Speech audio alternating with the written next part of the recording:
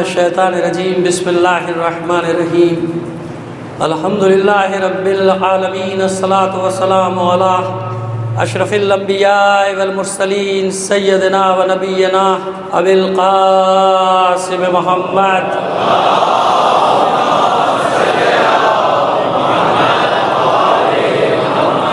وآلہ الطیبین الطاہرین المعصومین ولعنۃ اللہ علی اعدائہم اجمعین من الآن إلى قيام يوم الدين أما بعد فقد قال الله تعالى في كتابه المبين وهو أصدق القائلين وقوله الحق بسم الله الرحمن الرحيم قل لئن اجتمعت الإنس والجن على أن يأتوا بمثل هذا القرآن لا يأتون بمثله ولو كان بعضهم لبعض ظهيرا صلوات بجي محمد وعلى محمد.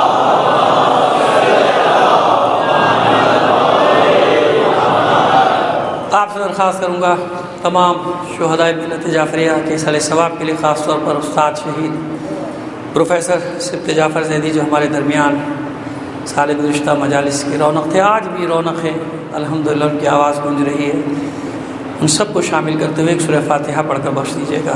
بسم اللہ. اب مل کر ایک بلند آواز سے صلوات بھیج دیجیے محمد و آل محمد.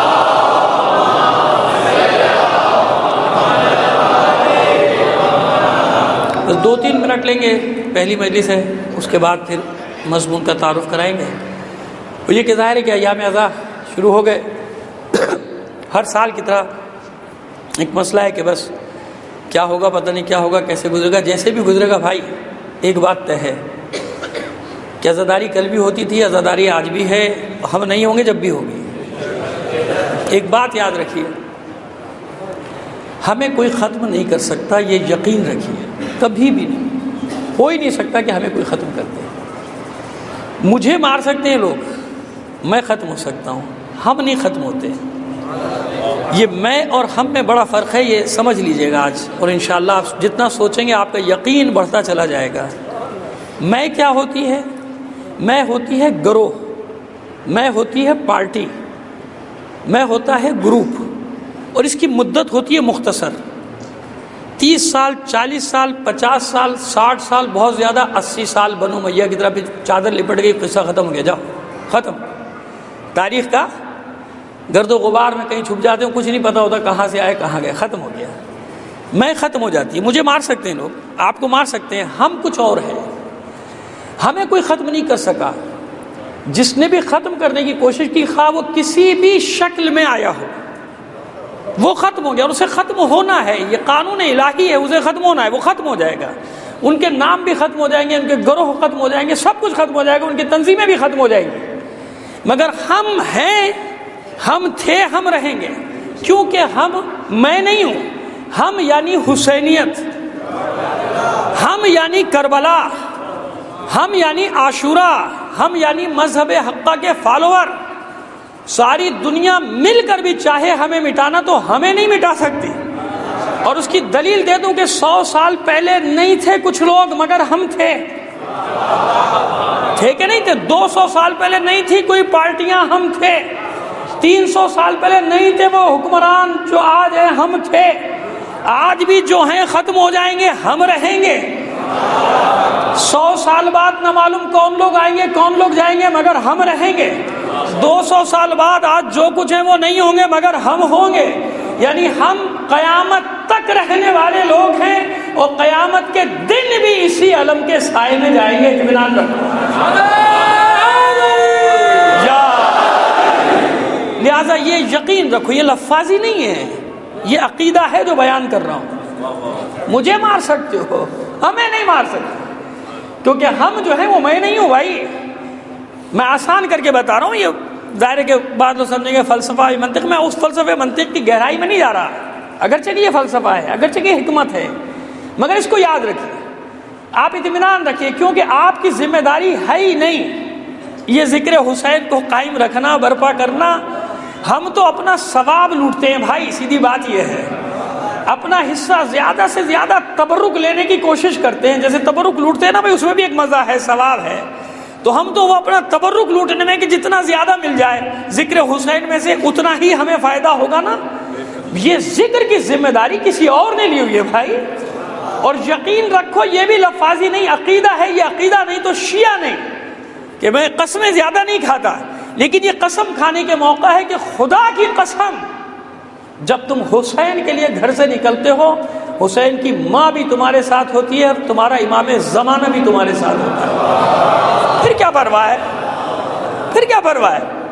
اس سے بڑی کوئی طاقت ہے تو آ جائے، اس سے بڑی کوئی طاقت نہیں، کوئی گھبرانے کی ضرورت نہیں۔ اول تو گھبرائے کبھی ہے ہی نہیں مومنین، کتنے خراب ہو جائیں حالات، یاد رکھنا ثابت قدم رہنا ہے۔ اب امتحان ہے نا مومنین کا، اب جو نعرے لگائے تھے اس کو ثابت کرنا ہے، ثابت قدمی کا میدان ہے، پریشان نہیں ہونا ہے، دانت کھٹے کرنے اپنے صبر سے، اپنے برداشت سے، اپنے تحمل سے۔ مجھے سمجھانے کی ضرورت نہیں، آپ میں کتنے ہی وہ لوگ ہیں، خدا سلامت رکھے سب کے چاہنے والوں کو، لیکن اگر محرم سے 1-2 دن پہلے انتقال ہو جائے تو سویم ویم نہیں کرتے نا؟ کیوں؟ یہی تو آپ کا اندرونی لاشعور میں وہ عقیدہ ہے نا کہ بابا اپنا غم الگ ہے، حسین کا غم اس پر ہے۔ یہی تو میں عرض کر رہا ہوں آپ سے کہ اپنا کچھ ہے ہی نہیں، کوئی سویم چلم نہیں کرتا نا اپنا، کیوں نہیں کرتا؟ کہ بابا پہلے حسین کا غم، حسین کی مجلس، حسین کا جلوس۔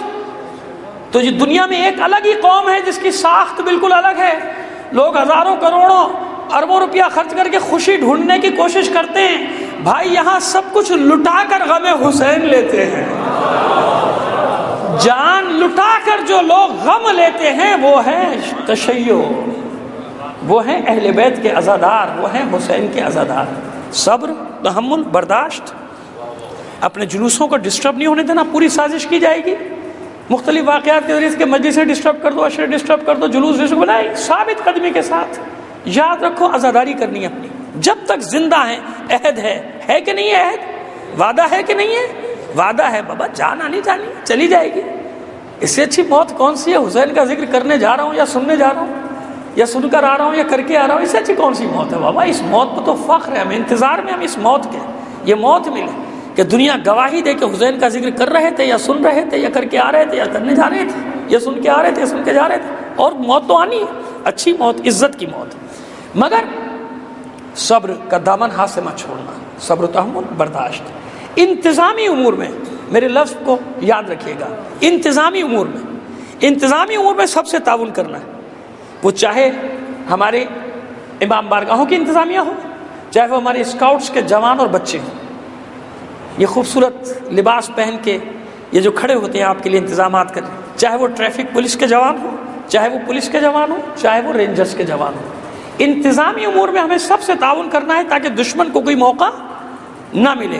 اس میں الجھنے کی ضرورت نہیں، خواہ میں ریش ہونے کی ضرورت نہیں، پینک ہونے کی یا پینک پھیلانے کی ضرورت نہیں ہے، کیونکہ یہی چاہتے ہیں کچھ لوگ کہ کچھ ایسا ہو جائے اور یہ 10 دن کو ڈسٹرب کر دیا، ہمیں نہیں کرنے دینا، لہٰذا بڑے صبر و تحمل کے ساتھ، برداشت کے ساتھ، انتظامی امور میں ان سب کے ساتھ تعاون کے ساتھ۔ کیوں کہ جو اسکاؤٹس کے بچے کھڑے یہ بھی اپنی جان ہتھیلی پہ رکھ کے کھڑے ہیں نا، جو پولیس کے جوان کھڑے یہ بھی جان ہتھیلی پہ رکھ کے کھڑے، ان کے بھی بال بچے، ان کے بھی ماں باپ ہیں، جو رینجرز کے سپاہی کھڑے ان کے بھی بال بچے ہیں، ان کے بھی ماں باپ ہیں، لہٰذا ہم سب ایک ہی اس پر کھڑے ہوئے ہیں۔ اس وقت ہمیں عزاداری کو اپنے معراج پر لے کر جانا ہے۔ مجھے افسران بالا سے نہ کبھی کوئی کام تھا، نہ ہے، نہ رہے گا انشاءاللہ، مگر یہ سپاہی کہ جان بھی اتنی ہی قیمتی ہے جتنی آپ کی یا میری جان قیمتی ہے، لہٰذا سب کو ایک دوسرے کے ساتھ تعاون کرنا، باقی بے فکر رہیں۔ آپ ہی لوگ کہتے ہیں اور لکھتے بھی ہیں کہ مولا وارث ہے، کوئی ڈر نہیں، کوئی گھبرانے کی ضرورت، پوری دنیا مل کر بھی آ جائے نا تو ہماری زبان سے یا حسین کا ہی نعرہ سنے گی اور یا علی کا سنے گی، اور کچھ نہیں، یا بس ایسا جوش اپنا برقرار رکھے، مگر صبر، تحمل اور برداشت کے ساتھ۔ ہمارے جذبات ایسے نہ ہو کہ کوئی کھیل جائے، ہمارے ساتھ کوئی کھیلے نہیں، جذبات، جوش سب، مگر عقل کے تابع رہنا چاہیے۔ مومن فراست رکھتا ہے، تدبر رکھتا ہے، تدبر سے ساری سازشوں کو دیکھ رہا ہوتا ہے، پڑھ رہا ہوتا ہے کیا کچھ ہو سکتا ہے، اس طرح سے رہیں گے کوئی بال بیکا نہیں کر سکتا۔ اور اگر اللہ نے کوئی امتحان تقدیر میں رکھا ہے دیں گے، اب تک دیتے آئے ہیں، پھر دیں گے، کھڑے ہیں میدان میں بابا، جب تک زندہ ہے میدان میں کھڑے ہیں، کربلائے عصر میں کھڑے ہیں، پکار رہا ہے حسین، ہم جواب دے رہے ہیں، ماشاءاللہ، لبیک یا حسین، لبیک یا حسین، لبیک یا حسین، لبیک۔ تمام مومنین کی عزاداروں کی سلامتی کے لیے اور دشمنان اسلام، دشمنان پاکستان، دشمنان آزاداری کی نیست و نابودی کے لیے بلند آواز سے ایک صلوات بھیجیے محمد آل محمد کا۔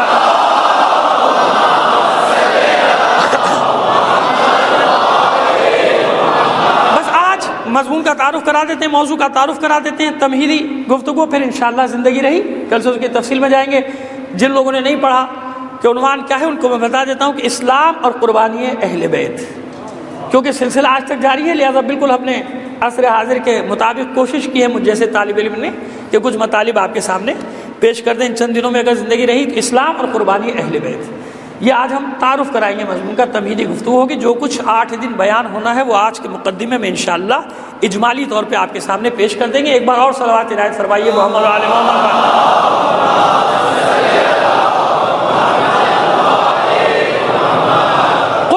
اجتمعت الانس والجن علی ان یاتوا بمثلہ لا یاتون بمثلہ، اگر تمام جن و انس جمع ہو جائے اس بات پر اس قرآن کی مثال لے آئے، لا یاتون بمثل ھذا القرآن، نہیں لا سکتے، اس قرآن کی مثال نہیں لا سکتے۔ قل لئن اجتمعت الانس والجن علی ان یاتوا بمثل ھذا القرآن لا یاتون بمثلہ، اگر یہ سب جمع ہو جائیں کہ اس قرآن کی مثال لے آئے تو یہ اس کی مثال نہیں لا سکتے۔ وَلَوْ كَانَ بَعْضُهُمْ لِبَعْضٍ ظَهِيرًا، اگر چگے سب جن و انس ایک دوسرے کی مدد کے لیے آ جائیں، یعنی ایک دوسرے کے پیچھے جمع ہو جائیں، پشتی بہن بن جائیں، وَلَوْ كَانَ بَعْضُهُمْ لِبَعْضٍ ظَهِيرًا، یہ سب جن و انس ایک دوسرے کے مددگار بن جائیں کہ اس قرآن کی مثال لے آئیں تو نہیں لا سکتے۔ یہ ایک چیلنج ہے قرآن مجید کا قیامت تک کے لیے، اللہ نے چیلنج کیا قیامت تک، تم جو ہم نے دے دیا تم اس کی مثال نہیں لا سکتے، اس کی مثال تم نہیں لا سکتے، کبھی بھی نہیں لا سکتے۔ یہ قرآن کا اعجاز ہے، یہ کیسے اعجاز ہے یہ بتا دیں گے آپ کی خدمت میں۔ اب آگے بڑھیے، اسی سورہ بنی اسرائیل کی 88ویں آیت، اب اسی آیت میں ارشاد ہوا، یعنی اسی سورہ میں 105ویں آیت میں ارشاد ہوا، وَبِالْحَقِّ أَنزَلْنَاهُ وَبِالْحَقِّ نَزَلَ، اور اے رسول ہم نے اس قرآن کو حق کے ساتھ نازل کیا اور یہ حق کے ساتھ نازل ہوا۔ انزلہ اور نزلہ، جیسے انزلناہ ہے نا، ہم نے حق کے ساتھ اسے نازل کیا، یعنی تھوڑا تھوڑا کر کے اس میں آ رہا ہے تدریجی۔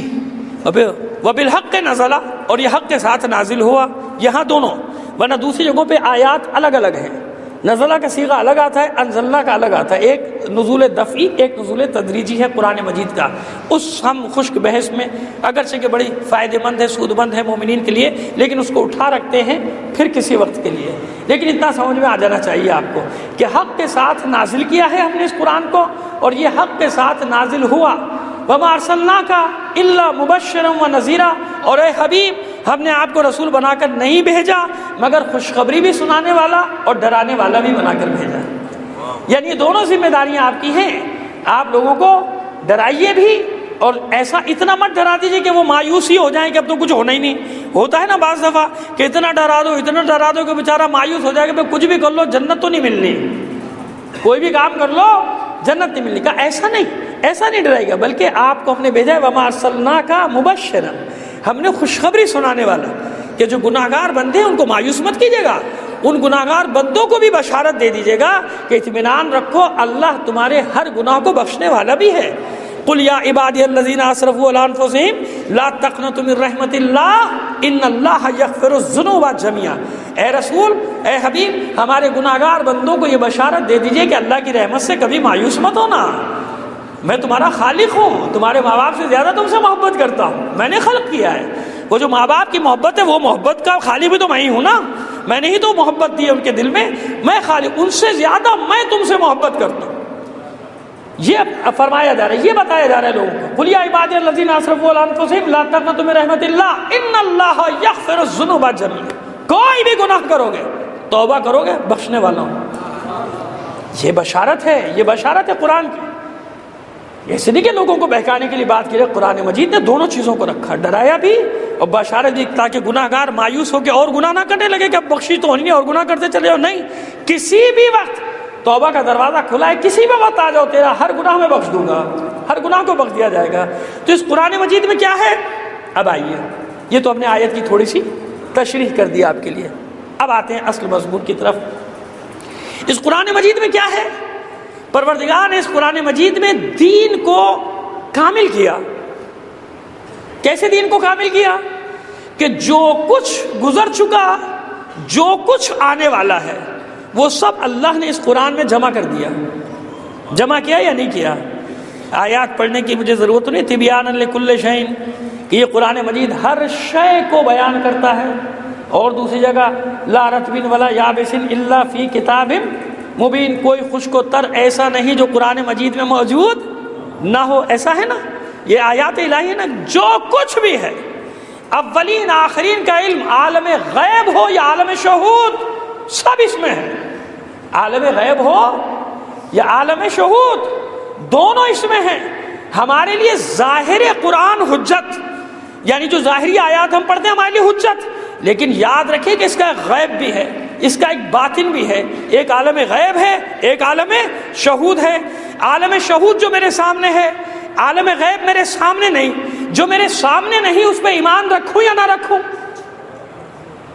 جو میرے سامنے نہیں ہے، میں دیکھ ہی نہیں رہا، میں اس کو سن بھی نہیں رہا، سمجھ ہی نہیں رہا، مجھے نظر ہی نہیں آ رہا، تو اب میں اس پر ایمان رکھوں یا نہ رکھوں؟ تو اس عالم غیب اور علم غیب پر یقین کو پہلی منزل قرار دیا پروردگار نے. الف لام میم ذالک الکتاب لا ریب فیہ ھدی للمتقین، وہ متقین الذین یؤمنون بالغیب، ان کی پہلی صفت یہ ہے کہ وہ غیب پر ایمان رکھتے ہیں. شہود پر ایمان رکھنا اتنی اہمیت کا حامل نہیں جتنا غیب پر ایمان رکھنا اہمیت کا حامل. لہذا جو کچھ بھی نظروں سے پوشیدہ تھا، پوشیدہ ہے اور پوشیدہ رہے گا، وہ سب بھی قرآن میں موجود، ہر چیز قرآن میں موجود. اس لیے کسی کتاب کے بارے میں یہ نہیں کہا گیا کہ پورا دین آ گیا. نہ توریت کے لیے کہا گیا، نہ زبور کے لیے کہا گیا، نہ انجیل کے لیے کہا گیا، کسی کتاب کے لیے نہیں کہا گیا، بلکہ ہر کتاب میں بشارت دی گئی. بشارت دی گئی کہ آنے والا آئے گا. احمد نام سے انجیل میں بھی ذکر آ گیا، آنے والا آئے گا. لیکن جب اسی قرآن مجید کو نازل کیا تو ایک مقام پہ کیا فرمایا؟ الیوم اکملت لکم دینکم، آج دین تمہارے لیے، الیوم خاص دن ہے، تفصیل میں بعد میں جائیں گے، تمہید مکمل کر لیں. الیوم اکملت لکم دینکم، آج دین مکمل ہو گیا. واتممت علیکم نعمتی، اور ہم نے اپنی نعمت کو تم پر تمام کر دیا. تمام کرنے کا مطلب کیا ہوا؟ نئی نعمت نہیں آئے گی کوئی، مکمل ہو گئی. مالک کوئی کرے یا نہ کرے، سوال تو ذہن میں آئے گا. تیرا کلام ہے، یقین ہے، لیکن سوال پیدا نہ ہو تو جواب کیسے آئے گا بھائی؟ سوال تو پیدا ہونا ضروری ہے، سوال پیدا ہوگا تو جواب آئے گا. مالک تیرا کلام ہے، یقین ہے، تیرا حکم ہے کہ یقین رکھو، میری کتابیں یقین ہے، تیرا کلام ہے، مگر سوال تو ذہن میں آ رہا ہے کہ تو نے ارشاد فرمایا اتممت علیکم نعمتی، ہم نے نعمت کو تمام کر دیا، مکمل کر دیا، ختم کر دیا، کوئی نعمت اب نئی نہیں. مالک جب یہ آیت نازل ہوئی اس کے بعد ہزاروں لاکھوں کروڑوں نعمتیں دریافت ہو چکی ہیں. ہوئی کہ نہیں ہوئی دنیا میں نعمتیں؟ نئی نئی ایجاداتیں، نعمت، جہاز نعمت، شٹل نعمت، شپ نعمت، تیل نعمت، گیس نعمت، یہ ذخائر چھپے ہوئے سونے چاندیوں کے معدنیات نعمت، سمندروں میں چھپے ہوئے خزانے جو مسلسل نکل ہی رہے ہیں، یہ سب نعمتیں تو اس آیت کے بعد آئیں. اور ارشاد اور اتممت علیکم نعمتی، اب کوئی نعمت مزید نہیں آتی، نعمت کو مکمل کر دیا، نعمت کو تمام کر دیا. ورضیت لکم الاسلام دینا، اور اسلام مکمل ہو گیا. اسلام پہلے بھی تھا، اسلام کو ہم نے تمہاری لیے دین کی حیثیت سے پسند کر لیا. سوال وہی ہے کہ نعمتیں تو مسلسل آ رہی ہیں، تو اب وہ میری پہلی بات کو ذہن میں لائیے کہ جو کچھ گزر چکا، جو کچھ ہے، جو کچھ آنے والا، پہلے قرآن نے مہر لگا دی کہ یہ سب کچھ قرآن میں موجود ہے. قیامت تک جو بھی نکلتا رہے اس سب کا ذکر قرآن میں موجود ہے. مالک پھر وہ کون سی نعمت ہے؟ وہ کون سی نعمت ہے جس کا تو نے ذکر کیا کہ اتممت علیکم نعمتی، ہم نے نعمت کو تم پر تمام کر دیا، اب کوئی نئی نعمت نہیں. یعنی یہ سب نعمتیں ہیں، موجود ہیں، تم زمانوں کے حساب سے نکالتے رہو گے، قرآن میں سب کا ذکر موجود ہے، جو کچھ بھی آئے گا یہ سب موجود، جو کچھ گزر چکا وہ سب موجود، بس یہ نعمت تمام کون سی، یہ سب سے بڑی نعمت کون سی ہے، بس پہلے دعویٰ کر رہا ہوں، دلیل بعد میں دوں گا، بس یہ نعمت وہ نعمت ہونا چاہیے کہ جتنی بھی نعمتیں ہیں اس نعمت کے تابع ہونی چاہیے۔ یہ دعویٰ ہے میرا، ابھی دلیل نہیں ہے، دلیل دوں گا۔ یہ دعویٰ ہے کہ بس جس نعمت پہ تو نے مہر لگا دی کہ اب نعمت تمام، جس دن دین مکمل ہوا نعمت تمام، کس دن ہوا، کون سی نعمت، وہ ذکر بعد کی بات ہے، لیکن یہ تو طے ہو گیا نا کہ وہ خاص دن ہے کوئی جس دن دین مکمل ہوا، جس دن نعمت نازل ہوئی۔ یہ اتنی بڑی نعمت ہے کہ ساری نعمتیں جو آئیں گی وہ بھی اسی کے تابع ہوں گی، جو گزر گئی وہ بھی اسی کے تابع ہوں گی۔ بس یہ نعمت ایسی ہونی چاہیے کہ ہر نعمت اس کے تابع ہو، نئی نعمت کوئی نہیں، سب کچھ موجود ہے۔ جب اللہ نے خلق کیا کائنات کو، تمام ضرورت کی اشیاء کو رکھ دیا، تمام ضروریات تھی، وقت کے ساتھ ساتھ نکلیں گی، لہذا بتایا کہ یہ نعمت ایسی نعمت ہے کہ اگر یہ دعویٰ کرے، اگر یہ اشارہ کرے اور اگر یہ کہہ بیٹھے کہ زمین سے زیادہ آسمان کے راستوں سے واقف ہوں، تو یہ ظاہری زمین و آسمان نہ سمجھنا، بلکہ وہ اعلان کر رہا ہے کہ یہ عالم شہود تو مختصر ہے، میں عالم غیب کی بھی ساری خبریں رکھتا ہوں۔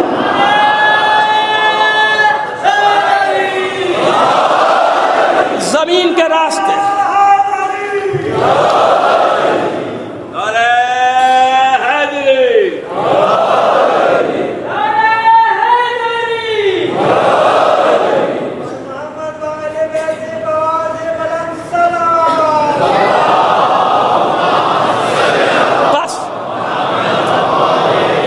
فرمایا کہ زمین سے زیادہ آسمان کے راستوں سے واقف ہوں، تو کسی نے کہا کہ زمین کے راستے سے کم واقف ہیں؟ ارے زمین کی حیثیت کتنی ہے، اس کے راستے کتنے ہیں، یہ عالم شہود ہے جو سامنے ہے۔ زمین سے مراد یہ بھی مت سمجھے گا کہ خالی کرۂ زمین، جو کچھ بھی سامنے ہے اس سے زیادہ اس کا علم ہے جو تمہاری نظروں سے پوشیدہ ہے۔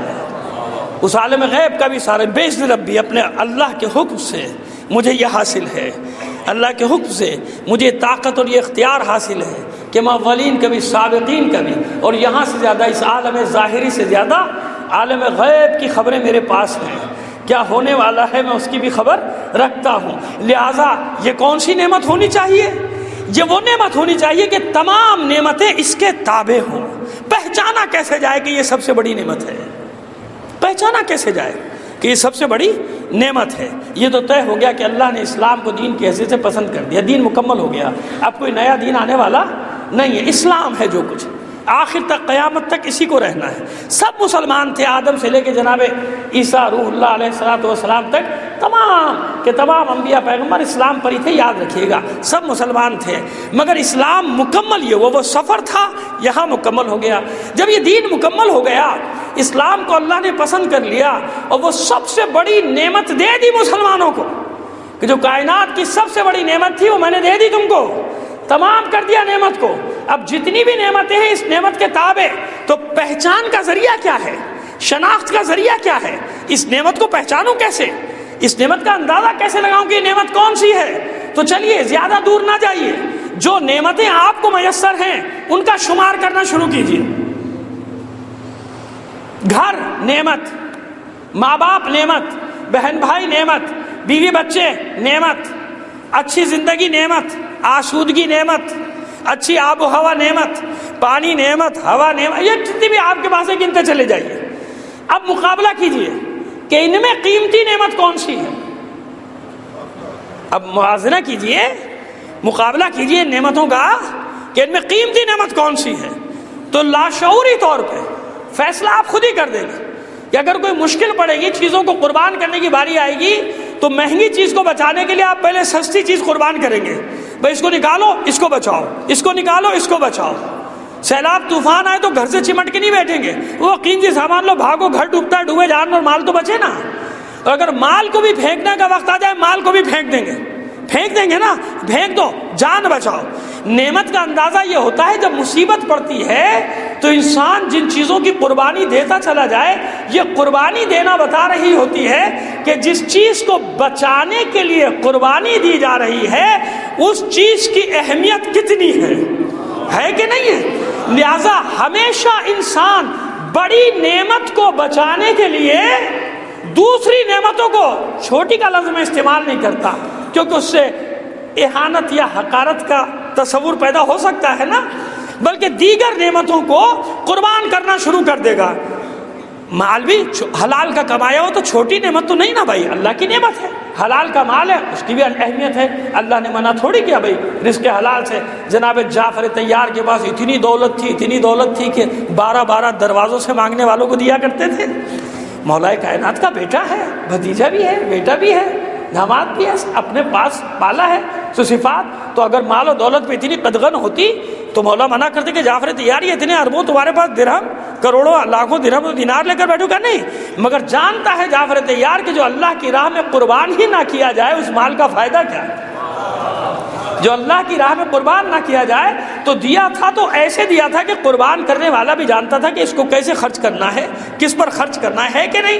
تو انسان مال بھی اہمیت رکھتا ہے مگر قربان کر دے گا جان بچانے کے لیے، اور جب جان بچانے کی باری آئے بھائی اپنے بچوں کو بچانے کے لیے سب کچھ قربان کر دے گا۔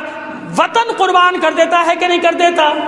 کر دیتا ہے نا، ہجرت کر جاتا ہے، نہیں منع کیا اللہ نے؟ کہاں منع کیا اللہ نے کہ اگر کہیں زمین تنگ ہو جائے جاؤ ہجرت کر جاؤ، فَيُهَاجِرُ فِيهَا، اور لوگ کرتے ہجرت۔ کئی لوگ مجھ سے اعتراض کرتے کہ فلانا چلا گیا۔ میں نے کہا دیکھو بھائی جانا مانا الگ بات، آپ نہ جاؤ، میں بھی نہیں جا رہا، میں بھی یہی ہوں اپنے لوگوں میں، لیکن بات یہ ہے کہ اللہ رسول نے منع نہیں کیا نا، میں کیوں منع کروں؟ میں کون ہوتا ہوں کسی کو منع کرنے والا کہ بھائی تو نہ جا، یہاں پہ بیٹھ، خواہ میں آپ لوگ طنز اور اس کی زبانیں کھولتے ہیں دوسروں کے لیے۔ نہیں، منع نہیں کیا اللہ نے۔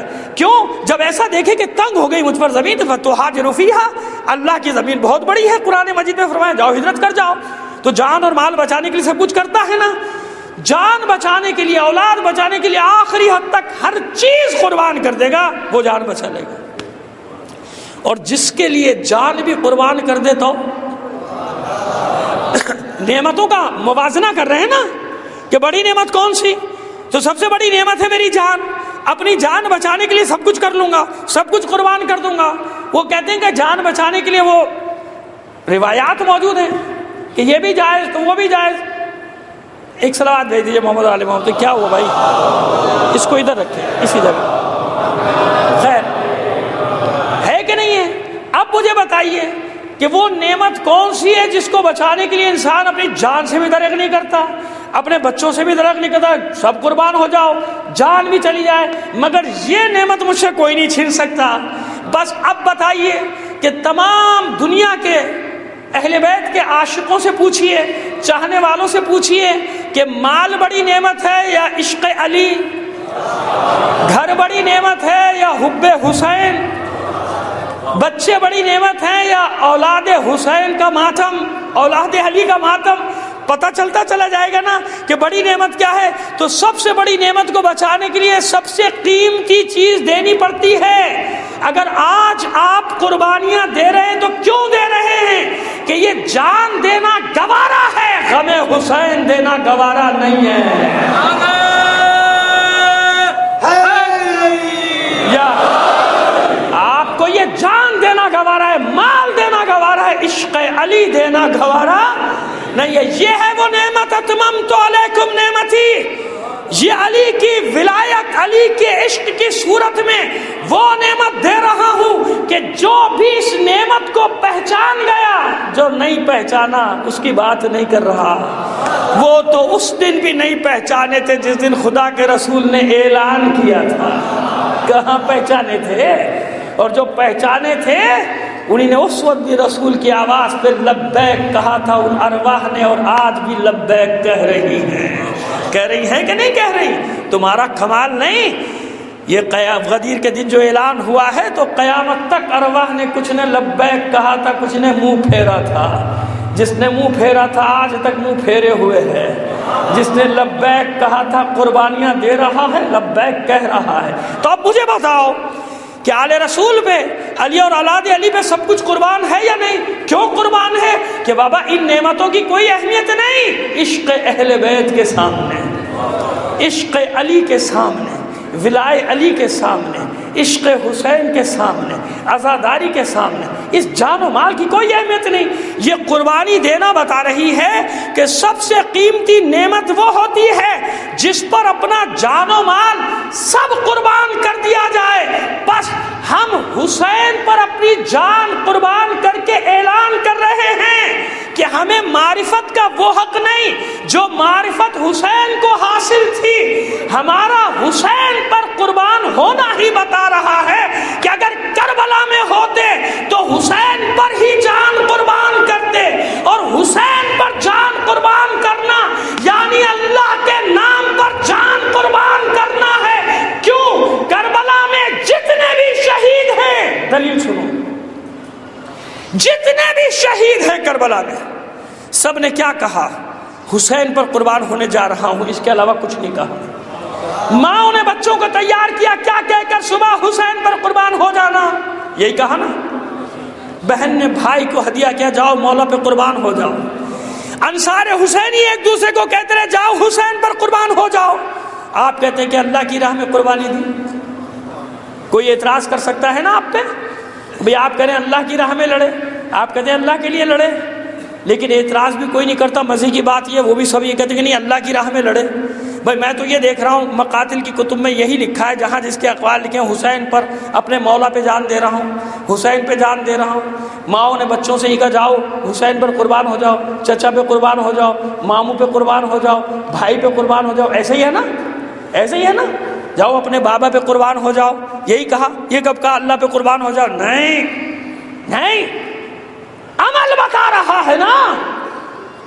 جانتے ہیں کربلا کے 72 مائیں بھی جانتی ہیں کہ جیسے حسین عشق الہی میں ڈوب گیا ہے، اس کے عشق میں ڈوب جاؤ۔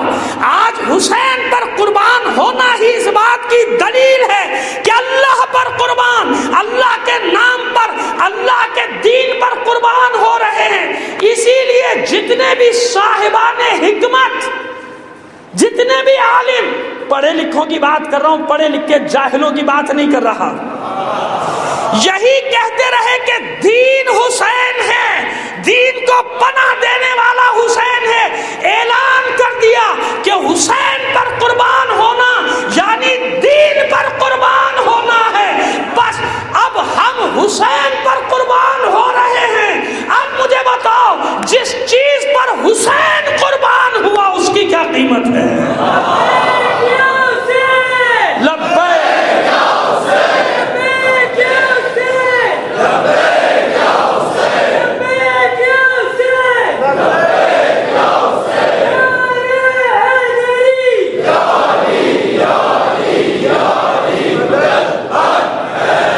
یہ چھوٹی چھوٹی سی باتیں جو مصائب میں گزر جاتی ہیں اور توجہ نہیں حاصل کر پاتی لوگوں کی، اس لیے میں ان کو بیچ میں فضائل کے دوران چھیڑتا رہتا ہوں تاکہ آپ متوجہ رہیں کہ کربلا ہے کیا۔ ماشاءاللہ، یا اب سمجھ میں آ گئی بات؟ یعنی ہم حسین پر قربان ہو رہے ہیں تو اب آپ انصاف سے کام لیجیے کہ ہم کتنا ہی قیمتی شہید دیں۔ آپ اسی امام بارگاہ میں آپ کو یاد ہوگا جو حضرات حاضر تھے، شہید سبط جعفر کی، شہید کی سوئم کی مجلس میں نے عرض کیا تھا نا کہ قیمتی مال بچانے کے لیے قیمتی قربانی دینا پڑتی ہے بھائی، یہ ہمارا فخر ہے۔ خدا کی قسم لوگ کہتے ہیں نا اتنا قیمتی آدمی چلا گیا، تو خدا کے بندو یہ تو دیکھو وہ مال کتنا قیمتی ہے جس کو بچانے کے لیے سبط جعفر گیا ہے، جس کو بچانے کے لیے عارف حسینی شہید ہو گئے، جس کو بچانے کے لیے ہمارے اتنے علماء، اتنے جوان، اتنے انجینئر، اتنے ڈاکٹر۔ ارے ہمارا تو ہر آدمی قیمتی ہے بھائی، چاہے وہ خوانچہ لگانے والا ہو، کیونکہ حسین کا عاشق ہے۔ حسین کے عاشق کی قیمت کوئی کیا لگا سکتا ہے قیمتی، لیکن بات یہ ہے کہ وہ مال کتنا قیمتی ہے، وہ جنس کتنی قیمتی ہے جس کے لیے قربان ہو رہا ہے کہ نہیں ہے؟ یہی بات ہے نا۔ بس حسین پر قربان ہونا، کیونکہ ہماری یہاں تک پہنچے، ہم جانتے ہیں کہ حسین پر مر گئے، اللہ راضی ہو جائے گا، اللہ راضی ہو جائے۔ اب مجھے انصاف سے بتائیے کہ ہمارے جوان کتنے ہی قیمتی صحیح،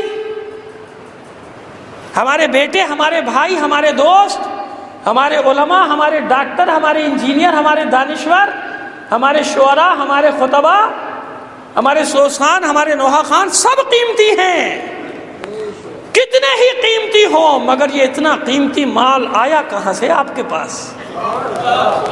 دیا کس نے ہے؟ ذرا یہ بھی تو سوچا کرو، کس نے دیا ہے؟ پوچھو ان کی ماؤں سے کہ کس نے دیا، پوچھو ان کی ماؤں سے کس نے دیا یہ قیمتی؟ تو یہی سب کا جواب ہوگا کہ در حسین سے، یہی جواب ہوگا نا۔ یہی آ کے منتیں مانتی ہیں، یہی آ کے دعائیں مانگتی ہیں، اور دنیا سمجھتی ہے کہ یہ پتہ نہیں کیا کریں، اللہ سے مانگتے نہیں، ان سے مانگتے۔ اللہ سے وہ مانگے جو اس وسیلے کو نہیں پہچانتا جسے اللہ نے دینے والا قرار دیا ہے۔ ہم جانتے ہیں اللہ، ہم جانتے ہیں کہ ان کو وسیلہ بنا کر مانگنے کے کتنے فائدے ہیں۔ ان کو وسیلہ بنا کر مانگنے سے وہ بھی خوش ہو جاتا ہے جس نے انہیں خلق کیا ہے۔ مصور ہے، کئی بار عرض کر چکا ہوں، مصور ہے، یہ تصویریں ہیں۔ ہر مصور اپنی تصویر کی تعریف میں خوش ہوگا کہ نہیں ہوگا؟ لہذا اس لیے ہم وسیلہ جانتے ہیں، تو ہماری ماں نے یہاں سے لیا ہے نام ہے۔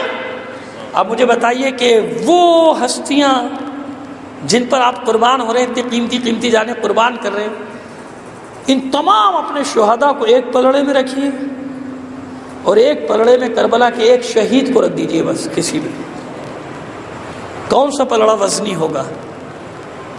اپنے تمام بیٹوں کو رکھ دیا جائے جو ہزاروں لاکھوں کروڑوں اس 14 صدیوں میں ہم دے چکے قربانیاں۔ بچے خاص طور پہ میری طرف توجہ رکھیں گے، بیٹا آپ کو کچھ نصیحت کرنا چاہ رہا ہوں۔ ہزاروں لاکھوں کروڑوں جو بیٹے ہمارے اب تک شہید ہو چکے 14 صدیوں میں، تو اتنے ہو ہی گئے ہوں گے۔ تو مجھے بتائیے ان سب کو ایک پلڑے میں رکھیں، اور ایک بیٹے کو حسین کے ایک پلڑے میں رکھ دیجیے، علی اکبر کو۔ ہے کسی کا بیٹا اتنا قیمتی؟ نہیں ہے نا؟ اون محمد کو رکھ دیجیے۔ پلڑے کا لفظ استعمال کرنا بھی میں گریز کرنا چاہتا ہوں ایسے الفاظ سے کہ جو مجھے خود قریب لگتے ہیں، لیکن سمجھانے کے لیے عرض کر رہا ہوں، میزان کہہ لیجیے، میزان قرار دے دیجیے کہ میزان بنا لیجیے۔ قاسم، اون محمد، 6 ماہ علی اصغر، قوت بازو عباس، ہے نا؟ اب مجھے بتائیے، اب اندازہ کیجئے، اپنے دل سے فیصلہ لیجئے کہ کون زیادہ قیمتی ہے۔ اب حسین جس مقصد کے لیے یہ قربان کر رہا ہے، یہ قربانیاں دے رہا، وہ مقصد کتنا عظیم ہے۔ میں نے آج کی تمہید باندھی تاکہ آپ کو سمجھ میں آ جائے کہ قربانی اہل بیت ہے کیا، اور کہاں سے اس کا آغاز ہو رہا ہے۔ جناب ابراہیم سے شروع کریں گے ہم بات کو، انشاءاللہ زندگی رہی تو کل سے ہم وہاں سے شروع کریں گے بات کو، بتائیں گے، اور یہ سلسلہ آج تک جائے کیوں، کس لیے، مقصد کیا ہے، کیا مقصد ہے حسین؟ ایک ہی مقصد ہے، لو کان دین محمد لم یستقم الا بقتلی فیا سیوف خذینی۔ اے میرے نانا کہ دین اگر تو نہیں بچ سکتا، اگر نہیں بچ سکتا سوائے اس کے کہ میں قتل کر دیا جاؤں، آؤ تلوار میرے ٹکڑے کر دو۔ یہ حسین ہے، اس کا مطلب حسین کا وعدہ ہے اپنے نانا سے، حسین کا وعدہ ہے اللہ سے، قربان کر دوں گا سب چیزیں۔ اگر حسین قربانی کے لیے تیار نہ ہو، یا مادر حسین قربانی کے لیے تیار نہ ہو، کوئی مسئلہ نہیں۔ اگر یہ دعا کریں گے مستجاب الدعا ہیں، واقع کربلا نہیں ہوگا، مگر جانتا ہے حسین، میرا مولا جانتا ہے کہ اگر یہ قربانی نہ دی گئی تو پھر کیا ہوگا، اسلام ختم ہو جائے گا، پھر ایک نیا دین، پھر ایک نئی کتاب، پھر ایک نیا رسول۔ لہذا اس وقت 1 لاکھ، پچھلے سال جو عشر ثانی پڑھا تھا اس کا پورا خلاصہ ایک جملے میں کر رہا ہوں کہ 1,24,000 انبیاء کی زحمتیں، محنتیں، مشقتیں، یہ سب مرہون منت ہیں کربلا کی۔ یہ جو زیارت وارثہ آپ پڑھتے ہیں کیا ہے بھائی؟ یہی تو ہے نا، اس پہ میں پڑھ چکا پورا پچھلے سال، یہی وہ زیارت وارث، تمام انبیاء کی زحمتوں محنتوں کو بچایا ہے اکیلے حسین نے کربلا میں، اکیلے حسین۔ لہذا حسین پر قربان ہونا یعنی دین حق پر قربان ہو جانا، یعنی اللہ کی راہ میں قربان ہو جانا۔ ایک عاشق رسول جب عشق رسول میں جان دیتا ہے تو معاذ اللہ کیا کہیں گے، شرک ہو گیا، بدعت ہو گیا، رسول کے نام پہ مر گیا۔ اللہ کے نام پہ نہیں مرا؟ نہیں، عشق رسول میں جان دینا، عشق آل رسول میں جان دینا در حقیقت کس سے عشق کا اعلان ہے؟ بھائی میں رسول سے کیوں عشق کر رہا ہوں؟ میں آل رسول سے کیوں عشق کر رہا ہوں؟ اسی لیے تو وہ اس دین کے پاسبان ہیں، انہوں نے انسانیت کو بچایا، انسانیت کی رہنمائی کی۔ جب بھی دین پر وقت پڑا اپنے جگر کے ٹکڑوں کو تلواروں کے سامنے پیش کر دیا، اپنے جسم کو گھوڑوں کی ٹاپوں تلے پیش کر دیا۔ اور صرف یہ نہیں، کہاں تک بڑی قربانی؟ آگے میں کہتا ہوں کہ انبیاء اور ائمہ کے لیے قتل ہو جانا بھی آسان ہے۔ 70,000 سے کے لگ بھگ انبیاء شہید ہوئے ہیں، قتل کیے گئے ہیں، یاد رکھیے گا 70,000 کے لگ بھگ انبیاء قتل ہوئے ہیں اور شہید ہوئے ہیں، شہید کیا گیا ان کو، وہ بھی آسان ہے۔ لیکن کسی نبی اور پیغمبر کے لیے بھی یہ کام بڑا مشکل ہے کہ اس کی ناموس بازاروں میں جائے۔ آپ پہنچ گئے جہاں تک میں پہنچانا چاہ رہا تھا، ہے نا؟ انبیاء کی تاریخ موجود ہے نا آپ کے سامنے، قصص انبیاء موجود ہے نا۔ انبیاء کے لیے بھی یہ کام سخت ہے، اپنی مصیبت جھیل لیں گے، معبود مجھے کچھ بھی ہو جائے میری ناموس بازار میں گئی ہے، پروردگار امتحان کو ختم کر دے میرے۔ اللہ نے سن لی انبیاء کی، سنی پیغمبروں کی، مان لی دعا، ٹھیک ہے پیغام، یہ امتحان ہم نے ختم کر دیا۔ انبیاء کے لیے بھی سخت ہے کہ اپنی اولاد کو اس طرح خون میں غلطہ دیکھیں، لہٰذا آنکھوں پہ پٹیاں باندھی۔ جناب ابراہیم نے بھی، جناب اسماعیل نے بھی پٹیاں باندھی کہ ایک دوسرے کو دیکھیں نہیں۔ مگر یہ حسین ہے کربلا میں، حسین، نہ علی اکبر کی آنکھوں پر پٹی ہے، نہ حسین کی آنکھوں پر پٹی ہے، کچھ بھی تو نہیں۔ کیسی کیسی قربانیاں آج پہلی ہے نا۔ بہرحال ہمارا دستور اپنے بزرگوں کے حساب سے چلتا ہے، اس پہلی محرم کو ہمیشہ مخصوص کر دیتے ہیں یتیمان مسلم کے ساتھ۔ جناب مسلم کا ذکر ہوتا ہے نا 8-9 ذی الحج کو، تو ہم نے جب سے ممبر پہ اللہ نے توفیق دیے بیٹھنا شروع کیا، اپنے اجداد کی سنت پہ چلتے ہیں۔ جو ہم نے ان کو سنا کہ پہلی محرم کو ان یتیموں کا ذکر کرو جو کوفے کی گلیوں میں رات بھر بھٹکتے رہے پناہ کی تلاش میں۔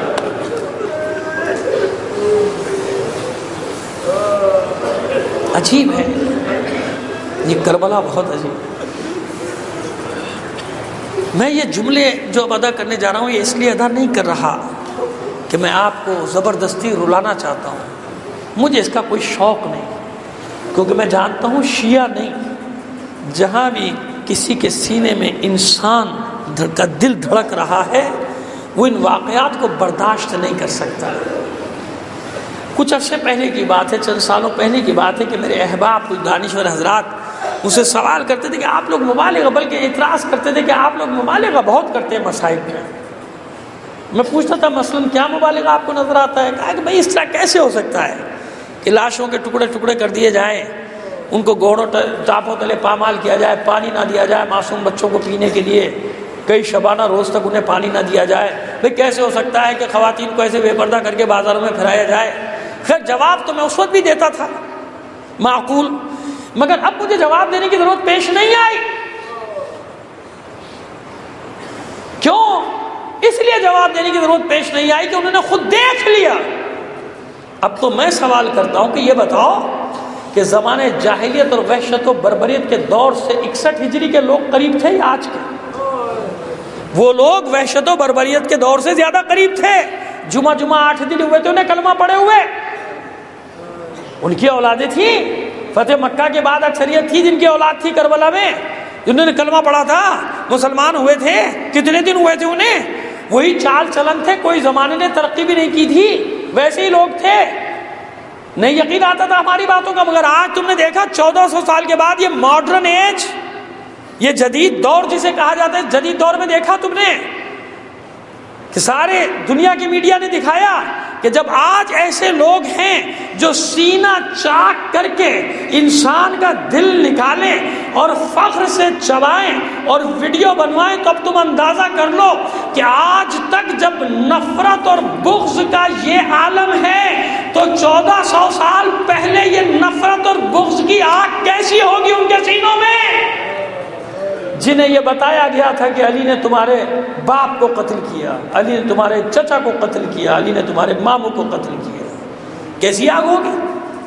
جب آج یہ سامنے ہو رہا ہے کہ عورتوں کا پیٹ چاک کر دیا جائے اور حاملہ عورتوں کے پیٹ چاک کر کے ان کے بچوں کو بھی نکال کے گولی ماری جائے پیٹ سے، یہ وحشی ہے، درندے آج دنیا دیکھ رہی ہے کہ نہیں دیکھ رہی؟ تو اب سوچو کہ وہ تو وحشت اور بربریت کے دور سے زیادہ قریب تھے وہ لوگ، یہ تو پھر 1400 سال ہو گئے، تو آج تک وہ نفرت کی آگ اسی شدت سے بھڑک رہی ہے، مگر دنیا نے دیکھ لیا کہ نہیں دیکھ لیا؟ نہ ان کی نفرت میں کوئی کمی آئی، اسی شدت سے وہ آگ بھڑک رہی ہے، اور پوری دنیا گواہ ہے کہ ہمارے سینوں میں بھی عشق حسین کے شعلے اسی طرح بھڑک رہے ہیں، عشق علی کی آگ اسی طرح ہمارے سینوں کو بھی روشن کیے ہوئے ہے۔ سمجھ میں آ گئی؟ آج بھی ہم اسی انداز میں کھڑے ہیں، بچوں کو بھی نہیں، اس لیے ان بچوں کا ذکر کر رہا ہوں، معصوم بچوں کا جو مسلم کے ساتھ آئے تھے۔ وہ مسلم نے وصیت کی تھی میرے بچے بھی ہیں میرے ساتھ، انہیں چھوڑ دینا، مدینے پہنچوا دینا، لیکن حکم دیا گیا کہ تاریک زندان میں ان دونوں کو ڈال دیا جائے، ایسا زندان کہ جہاں دن اور رات کا کچھ پتہ نہیں بچوں کو، چھوٹے چھوٹے تو ہیں، بس ہاں شام کو جب دروازے زندہ 24 گھنٹے میں ایک بار غذا لے کر آتا ہے، کچھ پانی لے کر آتا ہے، تو اس وقت بچے اندازہ کرتے ہیں کہ سورج غروب ہو گیا، پھر اس حساب سے وہ اپنی نمازوں کے وقت کا تعین کیا کرتے تھے، چھوٹے چھوٹے بچے، کب سے کتنے دن رہے، واقعہ کربلا ہو گیا، بچوں کو کچھ نہیں معلوم، بس ایک دن دونوں گفتگو کرتے ہیں کہ کب تک ایسے، آخری زندان بان کو اپنا کچھ تو حال بتایا جائے، طے پایا آج آئے گا تو اس سے کچھ بات کر، جو ہی آئے کہ بھائی ایک بات سنتا تھا، وہ کتنی عجیب بات ہے ذرا، میں اپنے ان دوستوں کو کہتا تھا کہ تم جس کو مبالغہ کہتے ہو نا، سنو، ہمیں تو پتہ ہی نہیں کربلا میں ہوا کیا، ہمارے پاس تو چند واقعات پہنچے ہیں، انہی کی تکرار کرتے کرتے ہزاروں سال بھی گزر جائیں تو کوئی ہمارے اشکوں کے سیلاب کو روک نہیں سکتا، چند واقعات ہیں میرے بھائی، یہ جو آپ 2 مہینے 8 دن سنتے ہیں، پوری کربلا کس نے رقم کی، کہاں رقم کی، کون اس ایک ایک لمحے کو قید کر سکتا ہے جو مصیبت میں گزارا ہے آل رسول نے، جو مصائب دیکھیں کربلا میں، پھر کربلا کے بعد کوفے تک، کوفے سے شام تک، کون رقم کر سکتا ہے ان کو؟ چند واقعات، مگر یہ چند واقعات ہی ایسے ہیں کہ جب ان کی تکرار کی جائے کلیجہ پھٹنے لگتا ہے انسان کا، بیان کرنے والے میں بیان کرنے کی طاقت نہیں ہوتی، سننے والا کہاں سے سنے گا؟ ان معصوم بچوں کا حال کوئی کہانی قصہ تھوڑی ہے، یہ چھوٹے بچے جب وہ آیا شام کو کہا بھائی ایک بات سن، رک گیا، کیا بات ہے کہو، محمد عربی کو پہچانتا ہے؟ حیران ہو کر کہتا ہے کیوں نہیں پہچانتا، مسلمان ہوں، کلمہ پڑھتا ہوں، کہ اچھا یہ بتا کیا جعفر طیار کو بھی پہچانتا ہے؟ کہا ہاں، کیوں نہیں جانتا، میرے رسول کا بھائی ہے چچا زاد، جس نے حبشہ میں نجاشی کے دربار میں کلمہ حق بلند کیا، اور جب علم کو سنبھالتے ہوئے بازو قلم ہوئے، شہید ہو گیا، تو میرے رسول نے اسے جعفر طیار کا لقب دے کر بتایا کہ اللہ نے اسے 2 پر دیے ہیں اور یہ پرواز کرتا ہے جنت میں ان پروں کے ذریعے سے، اس لیے جعفر طیار ہے، ہمت بڑی بچوں کی، عقیل کو پہچانتے، ہاں کیوں نہیں پہچانتا، میرے رسول کا چچا زاد بھائی ہے، جعفر کا بھائی، اب ہمت کر کے کہتے ہیں علی کو بھی پہچانتا ہے، اب حیران ہو کر کہتے ہیں تمہارا ان ناموں سے کیا تعلق ہے، تم کیسے جانتے ہو، کیوں نہیں جانتا علی کو، میرا مولا ہے، میرا آقا ہے، میرا سید ہے، میرا سردار ہے، رسول کا بھائی ہے، اس کی بیٹی کا شوہر ہے، سپاہی ہے نا معمولی سا، اسے کیا معلوم، وہ تو نوکری کر رہا ہے اپنے، اسے کچھ بھی نہیں معلوم، سیدھا سادہ سا ایک آدمی ہے بیچارہ، جیسے ہوتے ہیں معاشرے میں ایسے بکھرے ہوئے ہوتے ہیں مولائی جگہ جگہ بیچارے، سیدھے سادے، اور ان کے دلوں میں محبت اہل بیت کا نور جگمگا رہا ہو۔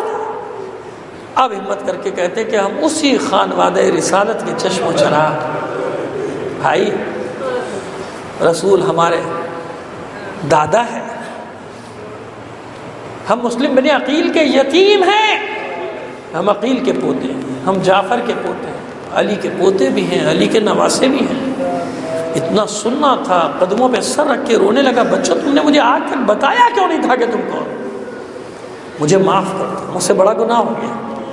جلدی جلدی ہتھکڑیاں بیڑیاں کھول دی بچوں کی، دروازہ کھول دیا گا، جاؤ چلے جاؤ آزاد، مار دیا جاؤں، اب قتل کر دیا جاؤں، مگر اب یہ گناہ نہیں کر سکتا، جاؤ تم آزاد ہو۔ دیکھو صبح ہونے سے پہلے پہلے کوفے سے باہر نکل جانا، صبح ہوتے ہی جب ابن زیاد کو خبر ہوگی پھر تم نکل نہیں سکتے، پھر تم فرار نہیں ہو سکتے، جتنا سفر رات کی تاریکی میں طے کر سکتے ہو کر لو، نکل جاؤ یہاں سے۔ بچوں نے شکریہ ادا کیا، جب بچے جانے لگے تو دوڑ کر دونوں بچوں کے دامن تھام لیے، ٹھہرو، ایک وعدہ کر کے جاؤ، ایک وعدہ کرتے جاؤ، میں مار دیا جاؤں گا، میں قتل کر دیا جاؤں گا، مگر مجھ سے وعدہ کرو قیامت کے دن میری شفاعت کرو گا۔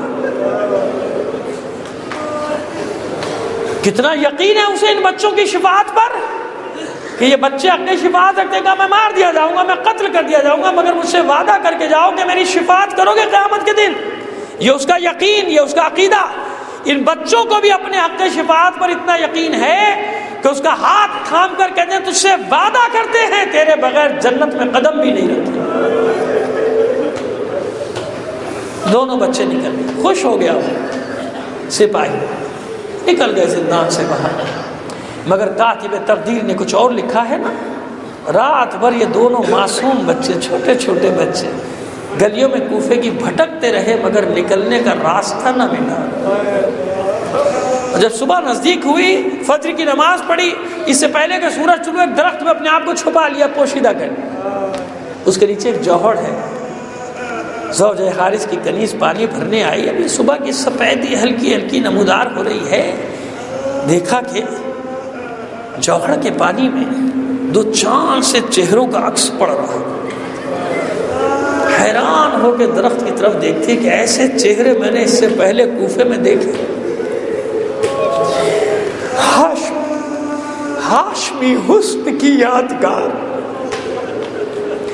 میں نے شہداء میں بہت سارے معصوم بچوں کو بھی دیکھا، اپنے شہداء جوانوں کو بھی دیکھا، حسین جوان، حسین بچے، چھوٹے چھوٹے بچے جو کوئٹہ پارا چنار سے لے کر یہاں تک شہید کر دیے۔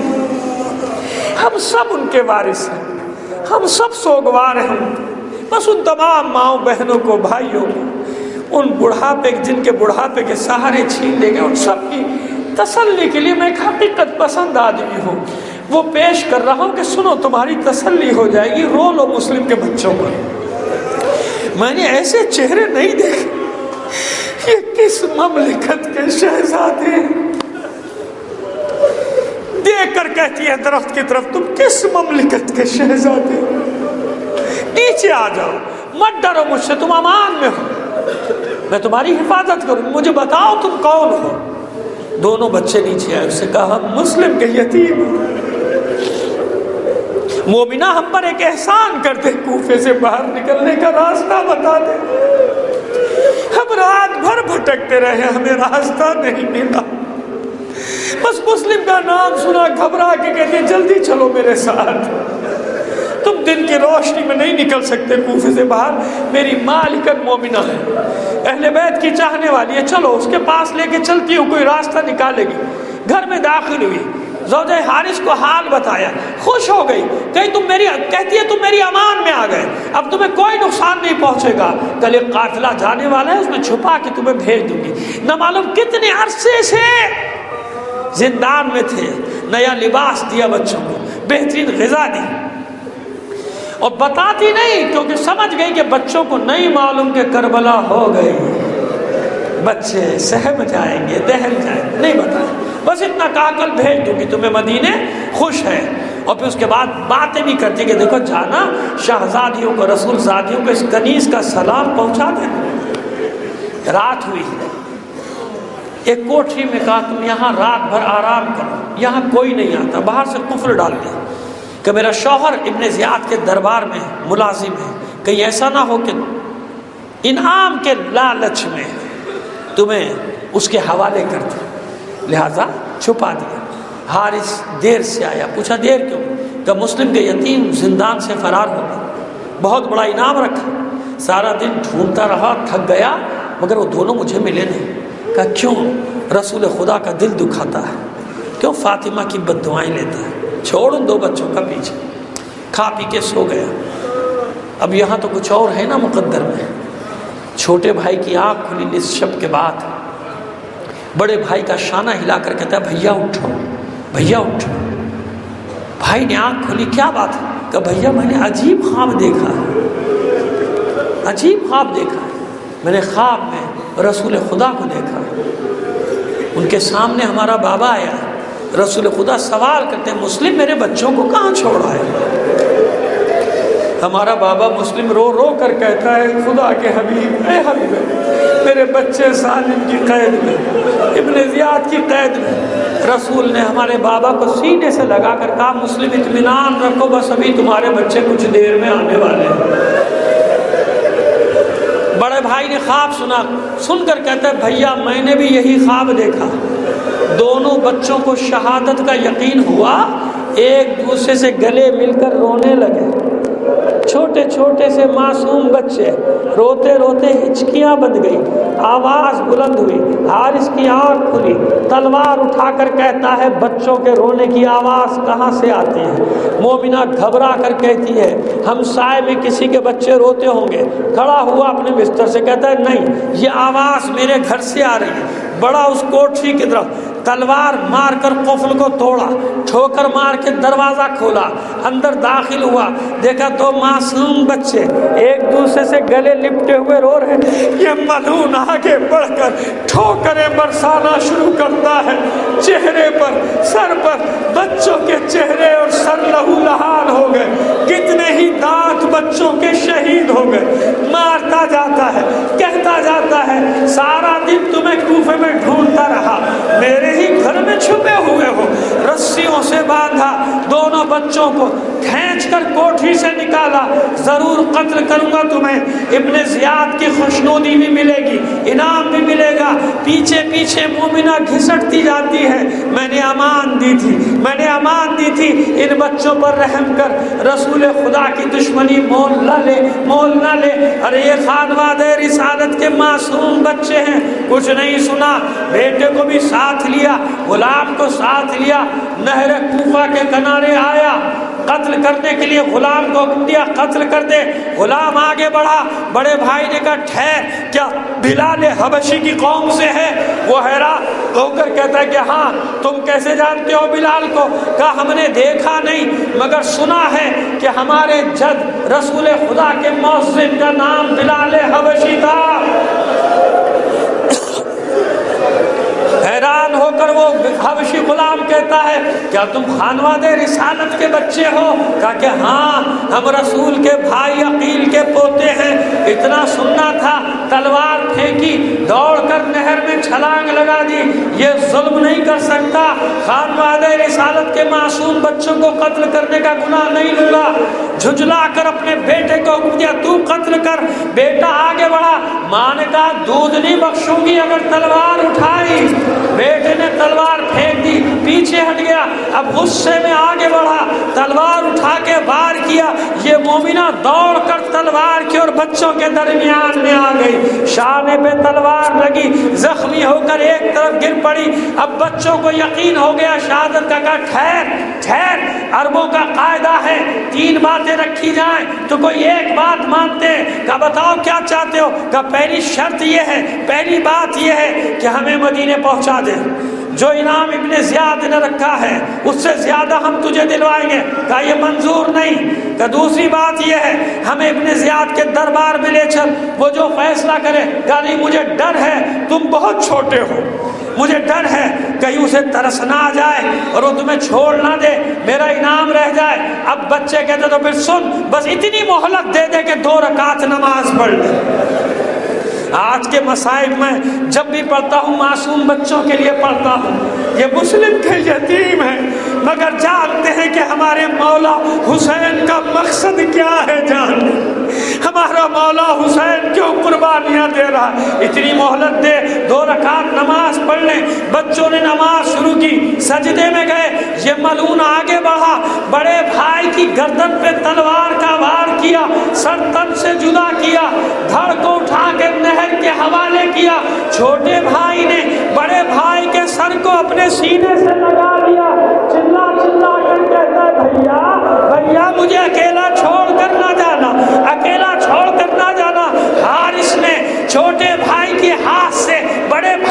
سر کو چھینا، تھیلا ساتھ لایا تھا اس تھیلے میں ڈال دیا، چھوٹے بھائی نے بڑے بھائی کے خون میں کروٹیں لینا شروع کر دی، تڑپ رہا ہے، کروٹیں لے رہا ہے، دوسرا وار کیا، چھوٹے بھائی کے سر کو بھی تن سے جدا کیا، سر تھیلے میں ڈالا، دھڑ کو نہر کے حوالے کیا۔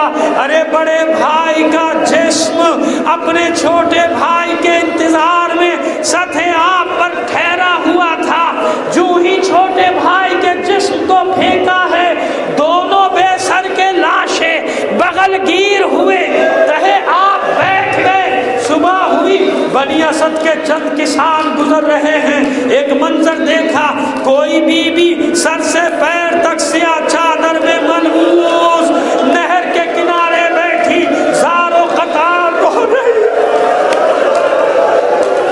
زار و قطار رو رہی۔ پوچھا آگے بڑھ کر، بی بی تیرا کوئی قیمتی سامان گر گیا؟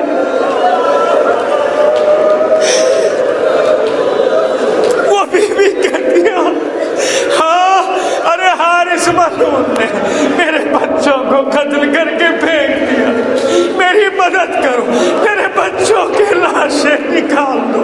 یہ کسان اترے، دونوں بچوں کے بے سر کے لاشیں نکالے۔ عجیب منظر دیکھا، کبھی یہ بیوی ایک بچے کے سینے پہ سر رکھ کے روتی ہے، کبھی دوسرے کے سینے پہ سر روتی، ارے پٹک رہی ہے اپنے سر کو اور کہتی ہے ان کسانوں سے تم نے میری مدد کی، میرے بچوں کی لاشیں نکالے، میں تمہاری جنت کی ضامن ہوں، میں قیامت کے دن تمہاری شفاعت